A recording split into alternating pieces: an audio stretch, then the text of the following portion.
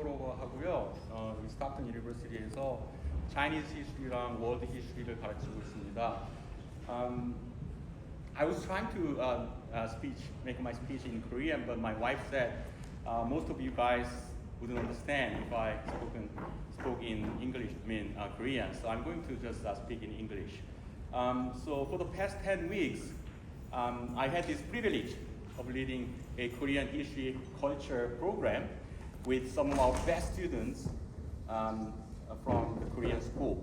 So I've never taught high school students before, so it was such a privilege and honor for myself, and it was quite interesting experience for me.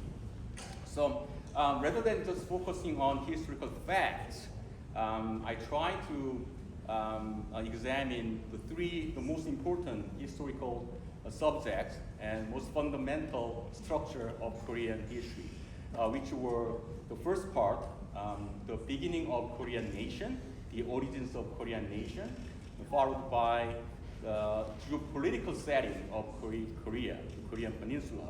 And lastly, the third part was Korea's journey to modernization, the tumultuous journey to Korea's modernization. So in the first part, we focused on how Korea, the Korean people, the Korean nation was different from the beginning. It started differently from two other East Asian countries, China and Japan. So again, from the beginning, Korea built a distinctive and different, unique Korean ethnicity. And second part, the geopolitical setting, in that part, I try to help our students understand why Koreans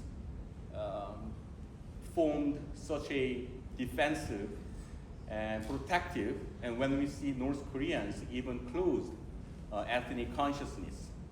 I believe this ethnic consciousness comes from the Korean Peninsula's geopolitical setting.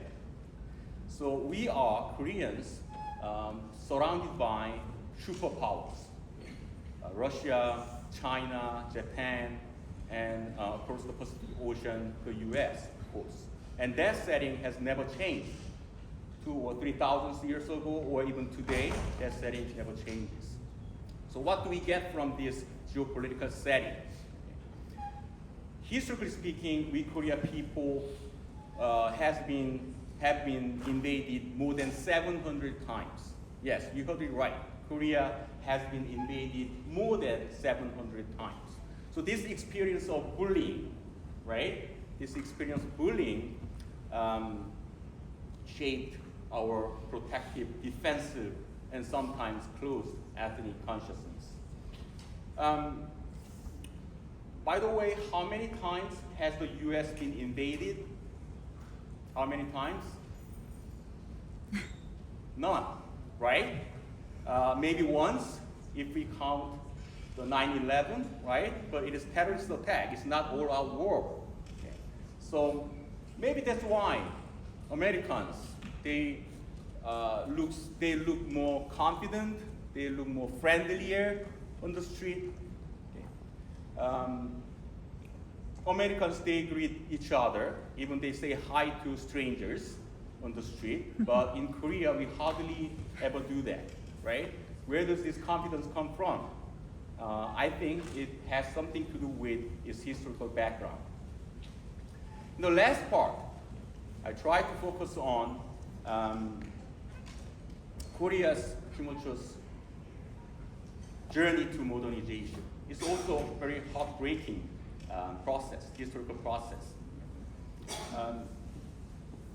US politics is very polarized.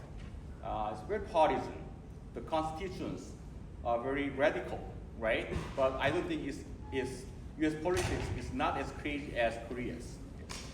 Let alone the things that happened last December in Korea. So many Korean presidents, they were either got assassinated, or went to jail, or committed suicide, right? So where does this political instability come from? Where does this deep political chaos come from. I believe the reason has to do with what happened around 1945 when Korea became independent and liberated from Japanese colonialism.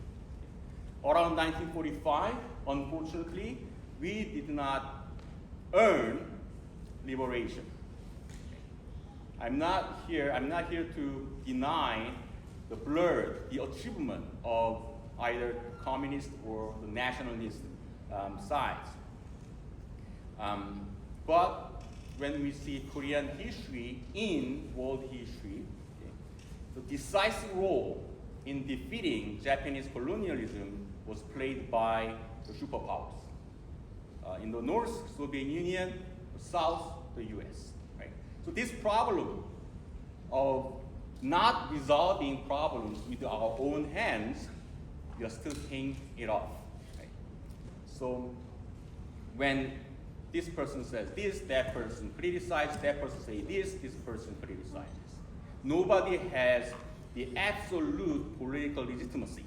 Nobody has this absolute political authority. Of course, the most tragic outcome of this political problem from the beginning was the Civil War, the Korean War, right?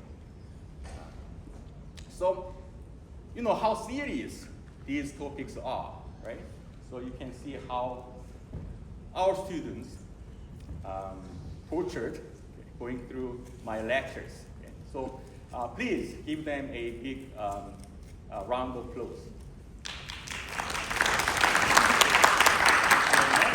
So without further ado, we'll have our 4 teams of presenters.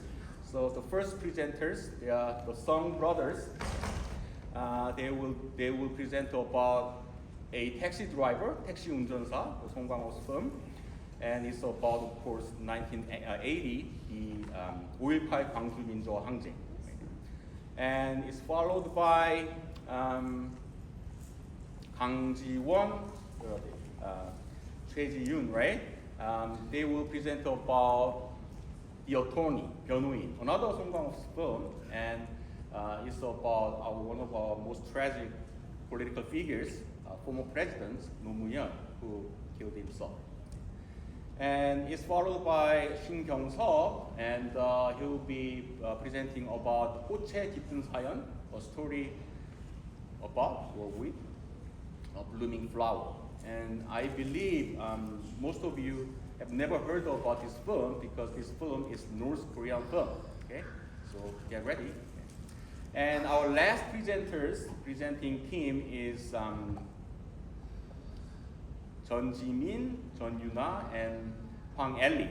They will be presenting about on Ode to My Father, 국제시장, and the theme runs across the whole post-war, post-Korean War society. So please join me in welcoming our first presenters, Song Yeon-ho and Song Yeon-jun.